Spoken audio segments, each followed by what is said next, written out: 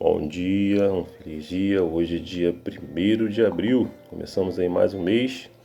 Hoje considerarei o dia da mentira, mas o que a gente vai estudar aqui não é mentira, é verdade, é contida na palavra de Deus, e a palavra de Deus é verdade, não é isso? É a verdade.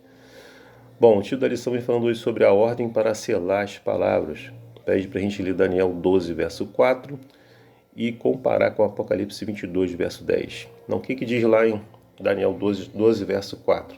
Ele diz o seguinte: Tu, porém, Daniel, encerra as palavras e sela o livro até o tempo do fim. Muitos os esquadrearão e o saber se multiplicará. Não é isso? Bom, ao lermos esse texto, entendemos que Daniel foi instruído aqui para que ele encerre as palavras deste livro, né? De que livro? Livro de Daniel, né? E isso iria acontecer até o tempo do fim, como ele diz aqui, né? E ele continua, porque o saber se multiplicaria, né? Em que momento começou a acontecer isso? Nós vamos ver isso. E ele pede para a gente comparar esse texto com Apocalipse capítulo 22, verso 10. Ele fala o seguinte: E me disse ainda, não seles as palavras da profecia deste livro, porque o tempo está próximo. Então aqui diz para selar, Daniel diz para selar, né? O livro de Daniel, e Apocalipse para deixar aberto. Ou seja, o livro de Apocalipse está aberto para que você possa entender, compreender desde o início. Ele é a revelação, né, do que já aconteceu, do que vai acontecer, e para isso nós precisamos o quê? A luz do Espírito Santo possa nos iluminar para que possamos entender e compreender as profecias do Apocalipse. É a própria revelação que Deus quer mostrar para você e para mim, para cada um de nós, não é isso? Já o livro de Daniel, em algum momento ele pede o quê? Para selar as palavras desse livro, no livro de Daniel, né?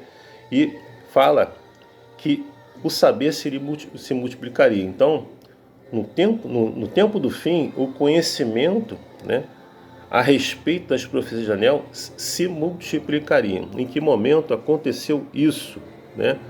Foi lá, né, o cumprimento dessa profecia foi lá em 2.260 anos, cujo período terminou lá em 1798 com a Revolução Francesa. Então, a partir daquele momento, esse livro está aberto para a sua compreensão, para o seu entendimento. Nós devemos buscar o quê?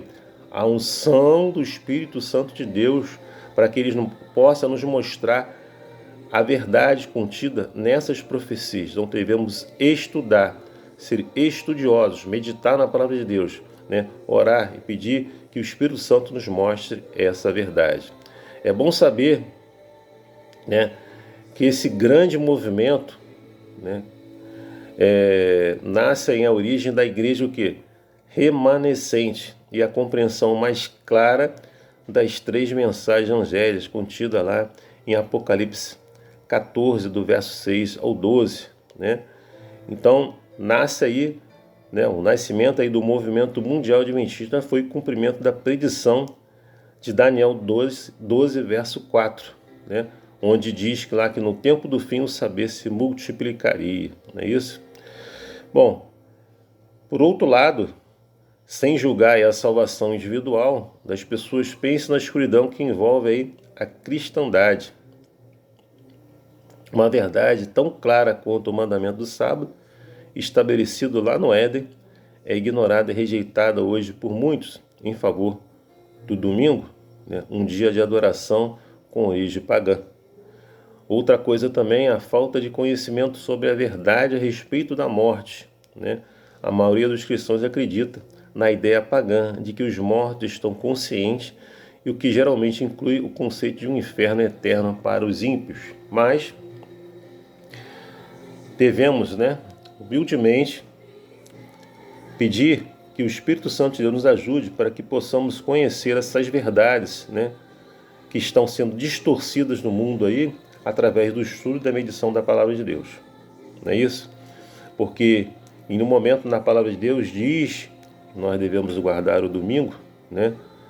Como diz aqui, que é um dia de adoração de origem pagã, mas aqui Se você for ver lá em Êxodo 20 e vários outros textos na palavra de Deus também, o Êxodo 20 fala dos mandamentos de Deus, diz que o sábado é que deve ser guardado, né?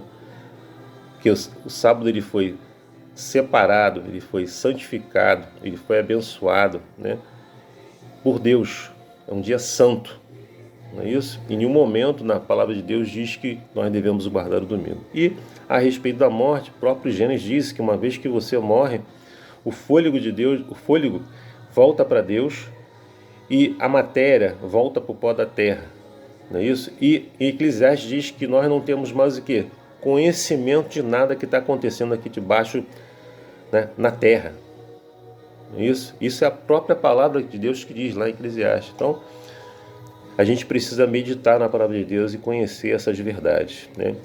Deus, através das profecias, tanto de Daniel, o livro está aberto para o seu conhecimento lá desde 1798, né? Ao final aí da profecia dos 1260 anos, o livro está aberto, né?